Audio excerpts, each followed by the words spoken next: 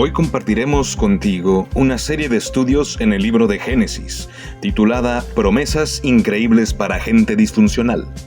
Es la historia de Abraham y su familia y las cosas que Dios hizo en gente común para fines extraordinarios. Acompáñanos conforme el pastor Jorge Salazar nos explica las Escrituras verso a verso. Vamos a orar, vamos a entrar a la palabra de Dios y vamos a continuar con nuestra serie Promesas increíbles para gente disfuncional. Y la prédica de hoy se llama Cosas que nos llevan a la fe. Y vamos a estar estudiando donde nos quedamos la semana pasada, en Génesis 30, capítulo 25, y vamos a ir hasta Génesis 31, 16. De manera que vamos a orar y vamos a pedirle al Señor que nos hable. Padre, te pedimos esta mañana, Dios, que seas tú el que nos enseñe hoy. Que tu palabra penetre nuestro corazón, que nuestra mente, Señor, quede maravillada por tu sabiduría, por tu gracia, por tu misericordia, y que el día de hoy, Señor, podamos salir de aquí transformados, como aquellos que buscan ser el reflejo de tu grandeza, de tu amor. Padre, úsanos, cámbianos, Señor, aumenta nuestra fe, te lo pedimos esta mañana, en el nombre precioso de Jesús. Amén. Mira, ¿cuántos de ustedes conocen la historia de Job? La mayoría, ¿verdad? Y ahorita en la lectura cronológica que estamos haciendo de la Biblia, estamos leyendo el libro de Job. Y dices, ¿cómo es posible que una fe como la de Job no fuera sacudida tan fácilmente? Y es muy interesante porque yo creo que hay dos tipos de fe. Está la fe que de alguna manera cuando las cosas no salen como queremos, cuando hay sufrimiento en nuestras vidas, cuando nos empiezan a oprimir, decimos, ¿qué onda con Dios? ¿Dónde está Dios en medio de todo esto? ¿Y por qué estoy pasando por todos estos problemas? Pero hay otro tipo de fe. Una fe que lo soporta todo, una fe que aguanta los embates de la vida, las decepciones, pero es una fe que se forja en medio de los problemas. Es una fe que es forjada en medio del sufrimiento. Y ese tipo de fe es una fe que permanece. Y hoy mientras vemos la vida de Jacob y el pasaje que vamos a estar estudiando, quiero que sepas que vamos a ver a Jacob como un hombre que está caminando hacia la fe. No ha llegado ahí todavía, pero está en esa búsqueda, está caminando a ser ese hombre de fe que Dios quiere que sea. Acuérdate que él estuvo trabajando con su suegro, con Labán. Llevaba 14 años trabajando con él y todavía va a seguirle sirviendo durante 6 años más. Pero cuando empezamos a leer, él ha estado trabajando 14 años con Labán, tiene 2 esposas, tiene 2 concubinas, qué cabezón, ¿verdad? 2 esposas, 2 concubinas, tiene 12 hijos que ha tenido a lo largo de esos 14 años de estas 4 mujeres, 11 son hombres, 1 es mujer, y ahí es donde vamos a comenzar. No es un hombre de fe, te digo, pero está comenzando su jornada hacia la fe. Entonces, si tienes ahí la Biblia, acompáñame a Génesis 30 y vamos a comenzar a leer desde el versículo 25. ¿Lo tienes ahí? Bien. Hermanos, esta es la palabra de Dios. Aconteció cuando Raquel hubo dado a luz a José, que Jacob dijo a Labán, envíame e iré a mi lugar y a mi tierra. Dame mis mujeres y mis hijos por las cuales he servido contigo y déjame ir, pues tú sabes los servicios que te he hecho. Y Labán le respondió, halle yo ahora gracia en tus ojos y quédate. He experimentado que Jehová me ha bendecido por tu causa. Y dijo, señálame tu salario y yo lo daré. Y él respondió, tú sabes cómo te he servido y cómo ha estado tu ganado conmigo, porque tampoco tenías antes de mi venida y ha crecido en gran número y Jehová te ha bendecido con mi llegada. Y ahora, ¿cuándo trabajaré también por mi propia casa? Versículo 31. Y él dijo, ¿qué te daré? Y respondió Jacob, no me des nada, si hicieres por mí esto, volveré a apacentar tus ovejas. Yo pasaré hoy por todo tu rebaño, poniendo aparte todas las ovejas manchadas y salpicadas de color, y todas las ovejas de color oscuro, y las manchadas y salpicadas de color entre las cabras, y esto será mi salario. Así responderá por mí mi honradez mañana cuando vengas a reconocer mi salario. toda la que no fuere pintada ni manchada en las cabras y de color oscuro entre mis ovejas, se me ha de tener como de hurto. Dijo entonces Labán, mira, sea como tú dices, y Labán apartó aquel día los machos cabríos manchados y rayados, y todas las cabras manchadas y salpicadas de color, y toda aquella que tenía en sí algo de blanco, y todas las de color oscuro entre las ovejas, y las puso en manos de sus hijos. Versículo 36, y puso 3 días de camino entre sí y Jacob apacentaba las otras ovejas de Labán. Y ahí vamos a hacer una pequeña pausa. Porque antes de que nos metamos de lleno en todo lo que acabamos de leer, quiero que notes algo acerca de la religión de Labán.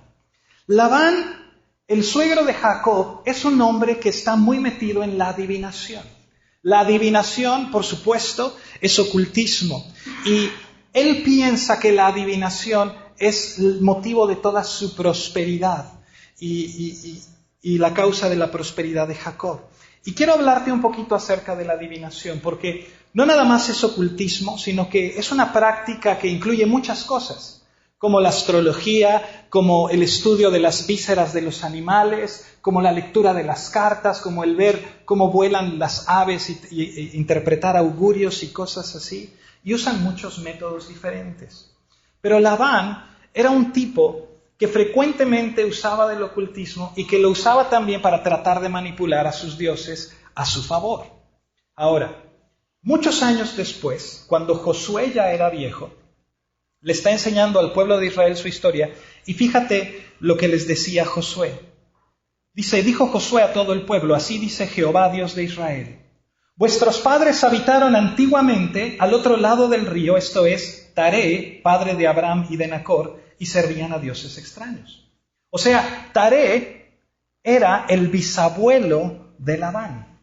Taré, el bisabuelo de Labán, era un ocultista, servía a dioses paganos, porque esa era la religión de la familia.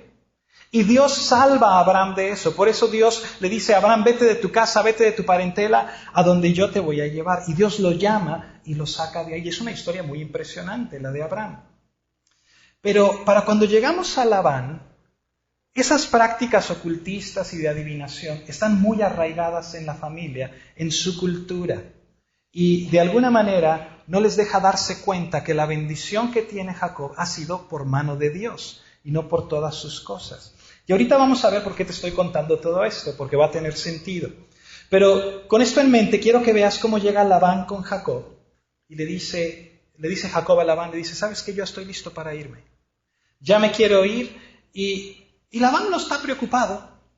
Labán no está preocupado porque dice, este cuate tiene 2 esposas, 2 concubinas, 11 hijos, 1 hija y no tiene un quinto partido a la mitad. ¿A dónde se va a ir? ¿Verdad? No le importa en lo más mínimo. Y Labán le dice, mira, ¿por qué no me dices tú cuánto quieres ganar? ¡Wow! ¿No te gustaría que tu jefe te dijera eso? A ver, Juan, ¿cuánto quieres ganar? Luego ponemos la sonrisa, ¿verdad?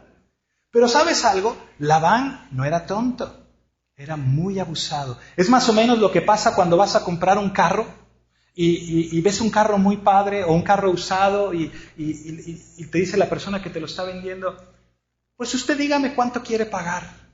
Pero te lo dice porque está pensando, ojalá y me diga un número más alto del que yo estoy pidiendo, ¿verdad?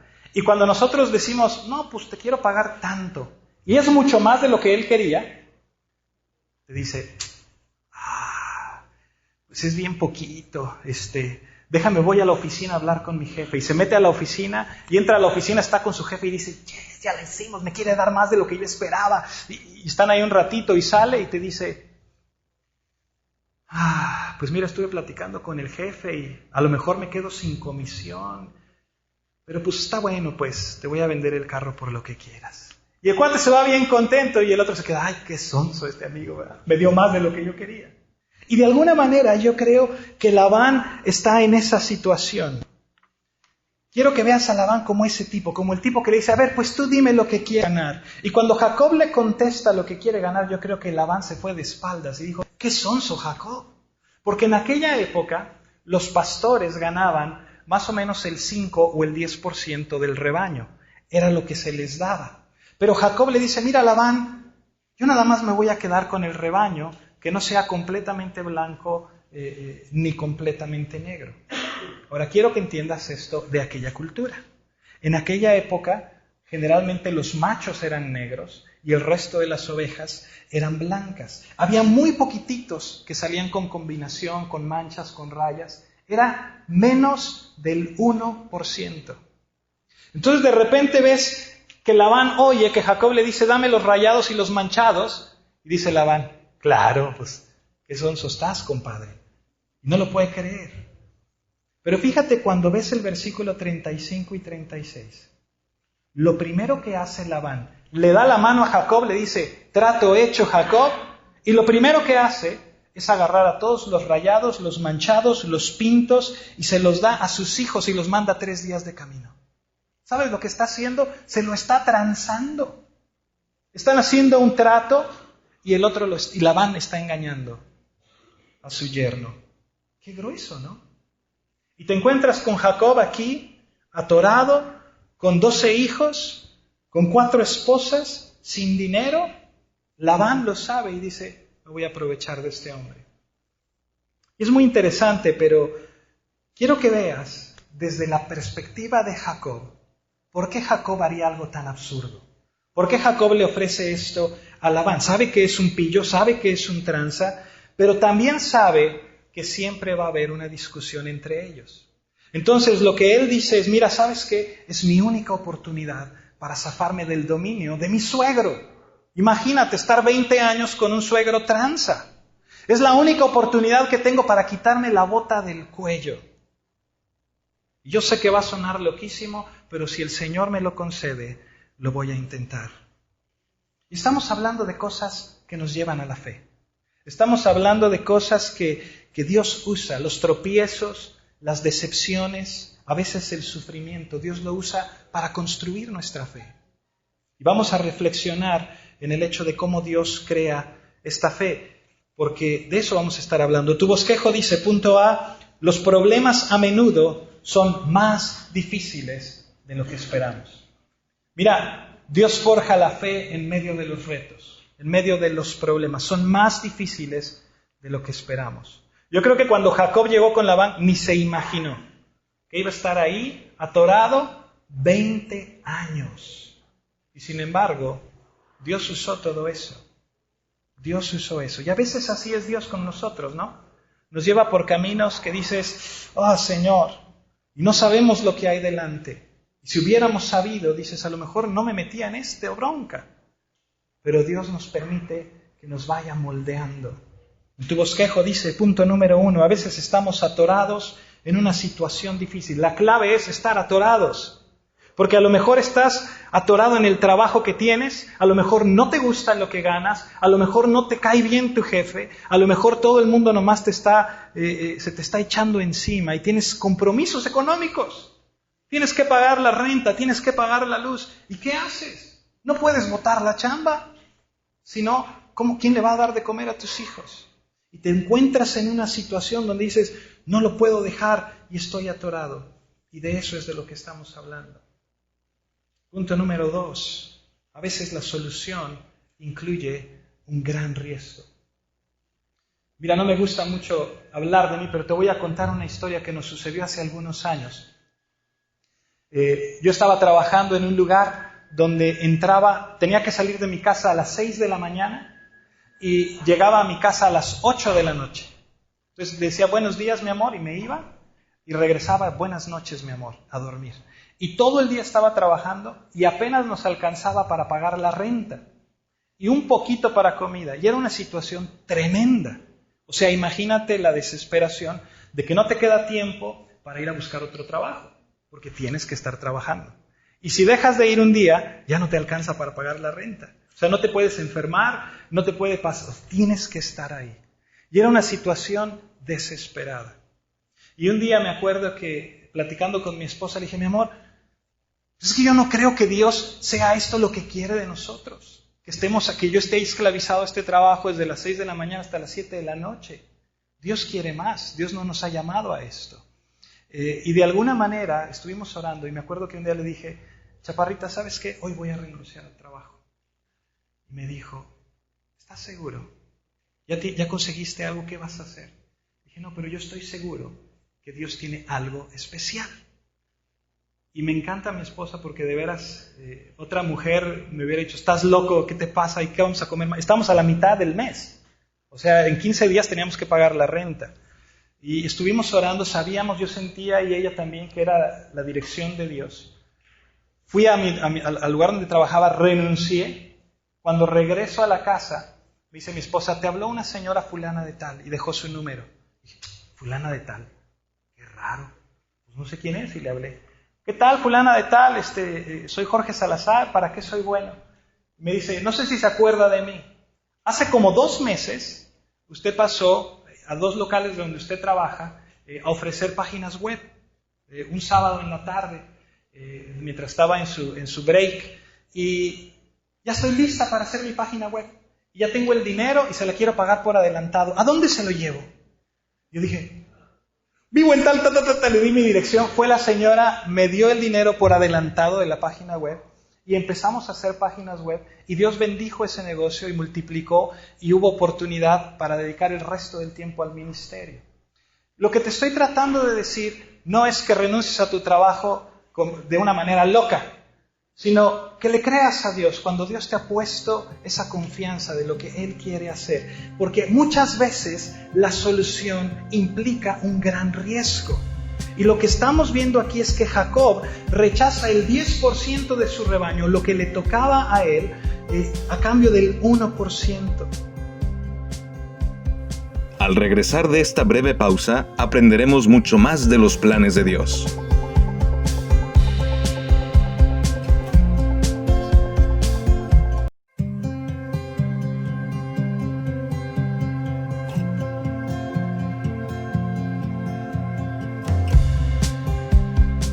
Estamos de regreso en esta serie titulada Promesas increíbles para gente disfuncional, con el pastor Jorge Salazar.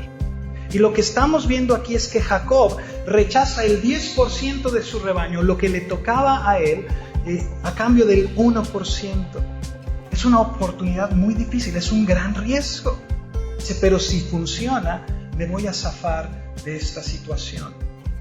Ahora, déjame decirte algo. Un hombre que se llama Charles Spurgeon, que fue un gran predicador en Inglaterra, decía algo que yo no sabía.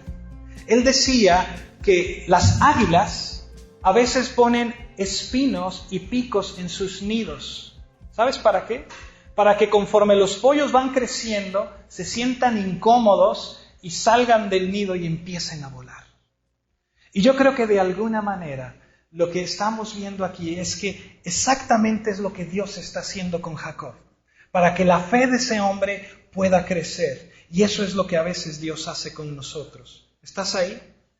Acompáñame a seguir leyendo, versículo 37.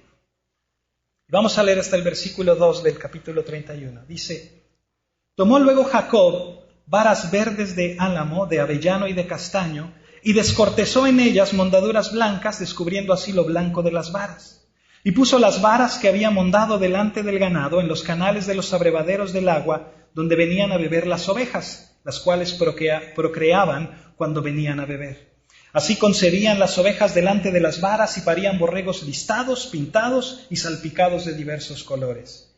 Y apartaba Jacob los corderos y ponía con su propio rebaño los listados y todo lo que era oscuro del hato de Labán.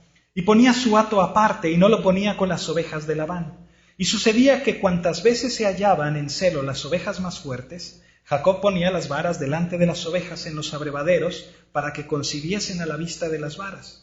Pero cuando venían las ovejas más débiles, no las ponía. Así eran las más débiles para Labán y las más fuertes para Jacob. Y se enriqueció el varón muchísimo, y tuvo muchas ovejas, y siervas y siervos, y camellos y asnos, y oía Jacob las palabras de los hijos de Labán que decían, Jacob ha tomado todo lo que era de nuestro padre, y de lo que era de nuestro padre ha adquirido toda esta riqueza. Y miraba también Jacob el semblante de Labán, y veía que no era para él como había sido antes. Y antes de seguir adelante, déjame te cuento lo que ha pasado con Jacob. En esos 6 años, su vida pasó de no tener nada a ser un hombre muy rico. de no tener nada, de que su suegro quitó todos los animales rayados, pintos y todos, tener nada más una familia y no tener ni a dónde ir, a ser un hombre que tenía que contratar siervos, a ser un hombre que tenía mucho ganado, camellos y todo lo que ves aquí. Imagínate eso. Y ya sé lo que estás pensando. Estás diciendo, bueno, sí, eso lo entiendo. Pero ¿qué onda con ese rollo de las varas en el agua y que ponían las varas y llegaban los borregos? O sea, ¿cómo está eso de que le pones franjas a las varas y los borregos paren borreguitos con manchas y todo? Es ridículo, ¿no? Es absurdo. Es como cuando nació mi hijo Sebastián, mi segundo hijo, otro niño, y nos decían, ¿sabes qué tienes que hacer? Para que tengas niña, tienes que amarrarte un listoncito no sé qué en la pierna de no sé dónde. Para que tengan niña, tienen que no sé qué, cuando haya luna llena en no sé dónde y no sé qué. Todo el mundo nos da un montón de cosas que por favor, ¿no? Y volteas y ves ahorita a este hombre y dices, ¿cómo que está poniendo varitas con rayitas y todo? O sea, es absurdo, ¿no? ¿Cómo es posible que unas varas en un abrevadero influyan en de qué color nacen unos borregos? ¿Te acuerdas del mundo de Labán? Estábamos hablando de un mundo en el que él era un hombre de magia, un hombre que lee las entrañas de los animales, que lee los residuos del café, que lee las cartas, ese tipo de cosas. Y él está viendo ese tipo de cosas. ¿Sabes algo? Jacob también estaba ahí.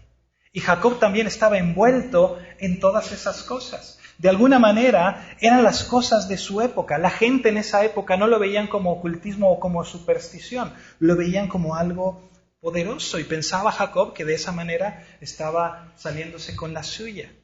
Ahora, vemos esto en pleno 2015 y dices, ¡come on! ¿No? Esto es absurdo. ¿Pero en serio decimos es absurdo? Porque por ahí he escuchado a alguien que dice, es que ahora sí traigo mi camisa de la suerte. ¿Han oído eso? Oh, no, cuidado porque ahí va un gato negro. Rompiste un espejo.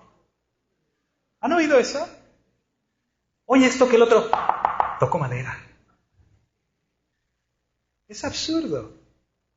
Pero en aquella época, te estoy hablando de 1900 años antes de Cristo, que es la época en la que esto sucedió, la gente, ¿sabes lo que pensaba Jacob? Que ha abusado, que puso unas varitas ahí. Y a lo mejor me digas, bueno, pues sí, pero le funcionó, ¿no? Por lo menos le sirvió. Y mucha gente habría pensado eso. Jacob, qué listo. Pero te voy a decir algo. Cuando estaba en la prepa, me dieron una materia que yo creo que fue la materia más increíble que tomé en toda la preparatoria. Era una materia que se llamaba lógica. Me encanta la lógica. Y una de las cosas, por ejemplo, en Estados Unidos, estadísticamente es cierto, cuando las ventas de los helados suben, los ataques y las violaciones en aquel país también aumentan. Y entonces te quedas pensando y dices, los helados son diabólicos. Porque es cierto, suben las ventas de helados y suben los ataques y las violaciones. Pero, ¿sabes algo? ¿Cuándo es cuando más helado se vende? En el verano. Y en el verano, que es cuando más se hace noche, más tarde, es cuando la gente sale más a la calle, ¿verdad? Y cuando la gente está más tiempo fuera. Y cuando hace más calor. ¿Cuándo es cuando tienen más oportunidades los atacantes y los violadores? En el verano. ¿Te fijas? Todas esas cosas coinciden. No quiere decir que el helado sea diabólico. ¿Estás ahí? Esa es la lógica. Entonces, lo mismo está pasando aquí. ¿Jacob está incrementando sus rebaños y se está haciendo muy rico por las varas? No, porque Dios lo está bendiciendo.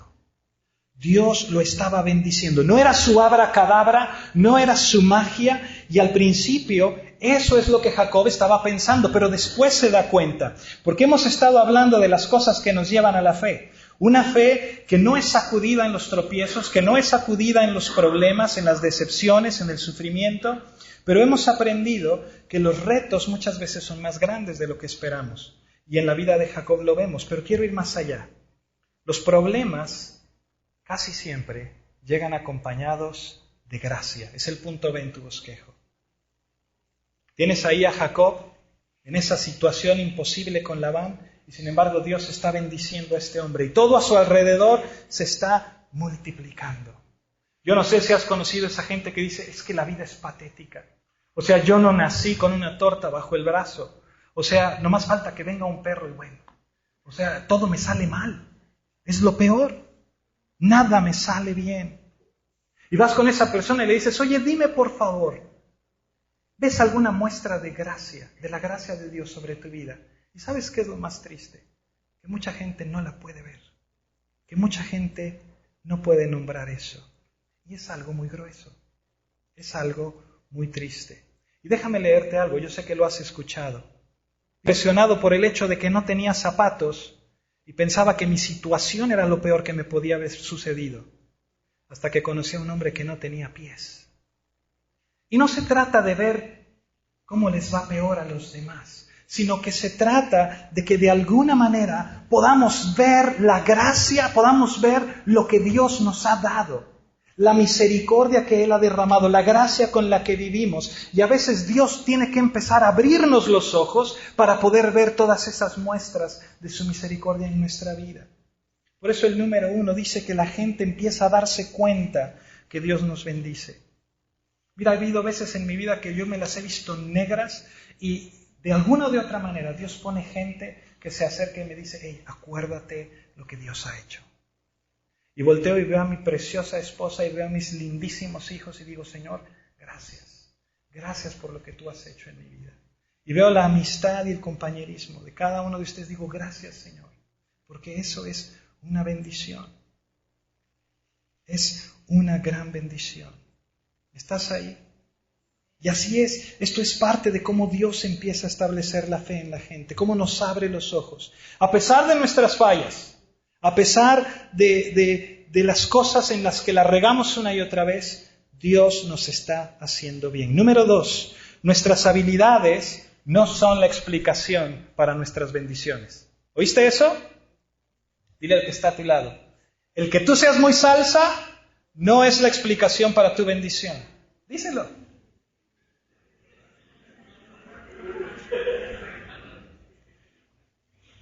Es que ¿sabes qué? Muchos de nosotros pensamos que como yo soy muy salsa, como soy muy bueno para esto, como soy muy bueno para el otro, pues por eso me va como me va. Porque yo me esforcé, porque yo vi la oportunidad, porque yo lo conseguí. Pero déjame decirte algo, tenemos que darnos cuenta que es Dios quien nos ha bendecido.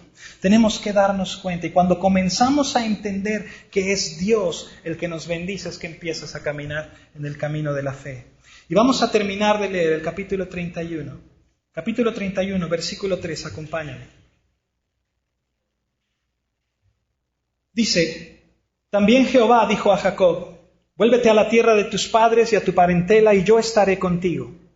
Envió pues Jacob y llamó a Raquel y a Lea al campo donde estaban sus ovejas y les dijo, veo que el semblante de vuestro padre no es para conmigo como era antes, mas el Dios de mi padre ha estado conmigo. Vosotras sabéis que con todas mis fuerzas he servido a vuestro padre y vuestro padre me ha engañado y me ha cambiado el salario 10 veces, pero Dios no le ha permitido que me hiciese mal. Si él decía así, los pintados serán tu salario, entonces todas las ovejas parían pintados. Y si decía así, los listados serán tu salario, entonces todas las ovejas parían listados. Así quitó Dios el ganado de vuestro padre y me lo dio a mí. Y sucedió que al tiempo que las ovejas estaban en celo, alcé yo mis ojos y vi en sueños, y he aquí los machos que cubrían a las hembras eran listados, pintados y abigarrados. Y me dijo el ángel de Dios en sueños, Jacob, y yo dije, heme aquí. Versículo 12. Y él dijo, alza ahora tus ojos y verás que todos los machos que cubren a las hembras son listados, pintados y abigarrados, porque yo he visto todo lo que Labán te ha hecho. Yo soy el Dios de Betel, donde tú ungiste la piedra y donde me hiciste un voto. Levántate ahora y sal de esta tierra y vuélvete a la tierra de tu nacimiento. Respondieron Raquel y Lea y le dijeron, ¿tenemos acaso parte o heredad en la casa de nuestro padre? ¿No nos tiene ya como por extrañas, pues que nos vendió y aún se ha comido del todo nuestro precio? Porque toda la riqueza que Dios ha quitado a nuestro padre, nuestra es y de nuestros hijos. Ahora pues, haz todo lo que Dios te ha dicho. Y hasta aquí vamos a leer. Es impresionante, ¿oíste eso? Acaba de pasar algo nuevo, algo totalmente extraño, algo extrañísimo. Jacob por primera vez, tomó el liderazgo espiritual de su casa. Por primera vez. Mira, si hacemos un perfil de la vida de Jacob, hasta este punto sí, había sido un engañador, sí, había sido un tranza, todas esas cosas, pero también era alguien muy fácil de manipular. Su mamá lo manipuló para conseguir la primogenitura y después lo manipuló en contra de su papá. Y luego Labán lo manipuló para que se casara con su hija, la más grande. Y luego sus esposas lo manipulaban para ver quién se acostaba con él. ¿Te das cuenta? Todo el mundo lo manipula, pero de repente en este punto, Jacob viene y dice, familia, he escuchado de Dios y tengo una palabra de liderazgo para nuestra familia. Y todos se quedaron con la boca abierta. ¿Y sabes lo que Jacob les dice? Les dice tres cosas muy interesantes. Les dice, en primer lugar, ¿sabes qué? Dios habló. Y Dios dijo que nos marchemos. Y nos vamos a ir a la tierra de la promesa. Esa es la segunda cosa, la promesa que Dios había dado. Y en tercer lugar le dice, el éxito que hemos tenido hasta hoy ha sido por causa de Dios. ¿El Dios de quién? Dice, el Dios de mi padre. Y les explica a su familia, hay un mundo de diferencia entre el Dios de su padre, entre Labán y sus dioses, y el Dios de mi padre. No es un hombre de fe, pero va caminando ahí. ¿Y sabes qué? Estas mujeres las ves y es como si hubieran estado esperando ese momento. Como si hubieran estado esperando el momento en el que el marido tomara su lugar y empezara a dirigir a su familia. Y mira, casi podríamos hacer una prédica completa nomás de eso. Porque yo sé que las mujeres anhelan el momento en el que los hombres, y escúchame bien hombre, que nos paremos y tomemos el lugar que Dios nos ha dado como cabeza de nuestro hogar. Y de traer el liderazgo que Dios ha puesto en nuestras manos. Y que empecemos no a mandar por imposición o voluntarios, porque ya digo, yo soy la cabeza y aquí se hace aquí mis chicharrones truenan. No, que podamos hablar lo que Dios quiere hablar. ¿Estás ahí? Fíjate qué importante. Tu bosquejo dice, este es el comienzo de la fe duradera. Y déjame decirte tres características en la vida de Jacob. Número 1, Dios nos habla demandando un cambio. Es lo que Dios hizo con Jacob, ¿te das cuenta? El tiempo ha llegado, le dice ahora, sal de tu tierra, sal de esta casa y vete a tu tierra. Y yo no sé si tú te has dado cuenta, pero antes de que venga la fe verdadera, hay un cambio. La mayoría de la gente que viene a la iglesia viene porque viene con problemas, con situaciones que trastornaron su vida o que hubo un cambio en sus vidas. Y ese cambio es lo que nos da ese camino hacia la fe, justo antes de aceptar a Cristo. Justo antes. Y no nada más se aplica en ese sentido, sino que en nuestra propia vida. Yo quiero que seas muy sensible cuando tú ves a tu familia, cuando tú ves a tus amigos que están pasando por ese momento de cambios y de situaciones que tú puedas reconocer. A lo mejor es el momento en el que Dios está tratando de sensibilizar su corazón para que acepten a Cristo. Número 2, nos damos cuenta de lo que Dios ha hecho. Y eso es lo que le pasó a Jacob. Dios le dio una lección de crianza selectiva. Dios le dijo, tus varitas no hacen nada. Lo que está pasando es que los pintos se van con las hembras y entonces salen pintos. Y le empieza a dar la primera lección registrada en la historia de crianza selectiva. Pero le tuvo que tomar bastante tiempo a Jacob para darse cuenta que sus varitas de avellano no eran mágicas, sino que fue la sabiduría de Dios. Después de esta breve pausa, escucharemos la conclusión del mensaje de hoy. Quédate con nosotros.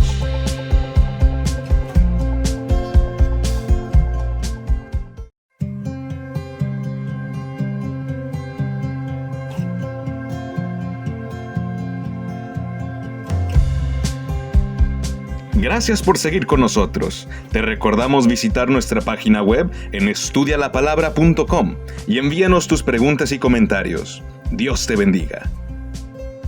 Pero le tuvo que tomar bastante tiempo a Jacob para darse cuenta que sus varitas de avellano no eran mágicas, sino que fue la sabiduría de Dios.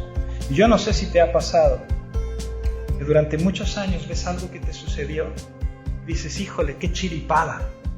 Me salvé de pura suerte. Pero hasta que pasa el tiempo y hasta que tu fe crece, dices, no hay manera de que mis capacidades hayan conseguido esto.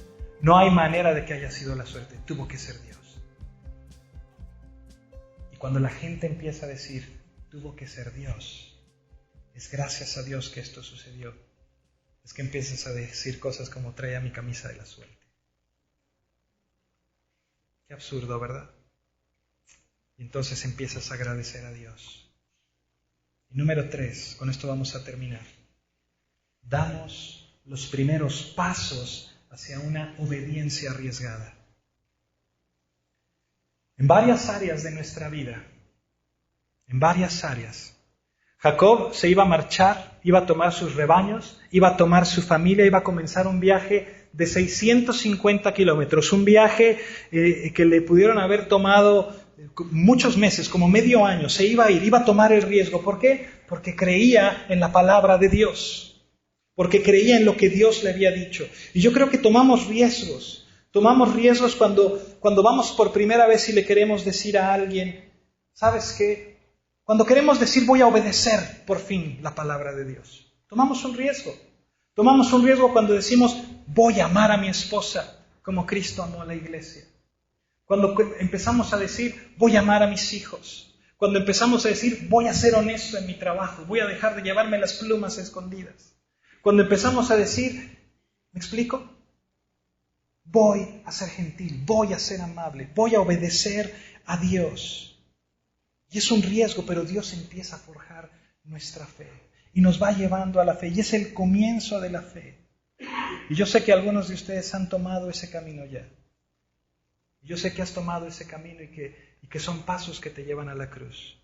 Pero también sé que hay algunos de nosotros que no lo hemos hecho, que no hemos dicho, Señor, yo quiero tomar estos pasos, yo quiero conocerte, yo quiero aceptarte en mi vida, quiero rendirle mi vida a Jesús en la cruz. Mi Salvador, pedirle su perdón, confesarle mi vida en sus manos. ¿Sabes algo? Ese es el camino. Y yo voy a orar por ti en un momentito más. Y yo sé que hay quienes han estado orando por ti, o algunos de ustedes que han estado orando por muchos miembros de su familia, por compañeros de trabajo. Pero déjame decirte algo, así como con Jacob, identifica esos momentos de cambio. Sé tú un ejemplo que predique más con tu vida que con tus palabras, pero identifica cómo Dios está moldeando y forjando esa fe, y entonces sé valiente y toma el riesgo. No veas los problemas, no veas las situaciones difíciles como una barrera, velos como una oportunidad para que Dios obre y se manifieste en sus vidas.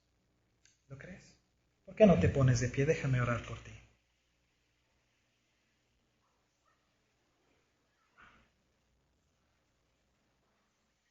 Padre Celestial, te damos muchas gracias, Señor, esta mañana. Porque tú, Dios, no dejas las cosas al azar. Señor, tú tienes control de cada circunstancia en nuestra vida, cada tropiezo, cada problema, cada dificultad. Señor, esta mañana entendemos que tú estás purificándonos, que tú estás moldeando nuestro carácter, que tú estás llevándonos de la mano en este camino de la fe. Yo te pido, Dios, que todos aquellos que aún no te conocen, que todos aquellos que quieren conocerte más, que quieren tener una fe en ti y que quieren reconocerte como su Señor y su Salvador, Padre, que les permitas venir a ti, que les permitas arrepentirse de sus pecados, sabiendo que tú perdonas a aquellos que se acercan a ti, Señor. Gracias, Jesús, por esa oportunidad. A cada uno de nosotros, Dios, yo te pido que nos permitas tener el valor de reconocerte en cada etapa de nuestra vida, en cada actividad, en nuestra familia, en nuestro trabajo, en nuestra escuela, en nuestra iglesia. Señor, gracias por lo que estás haciendo. Glorifícate tú, Señor, en nuestras vidas, en el nombre de Jesús. Amén. Hemos llegado al final de este programa. Recuerda visitar nuestros recursos en línea en estudialapalabra.com y déjanos tus preguntas y comentarios para seguir en contacto. Que Dios te bendiga.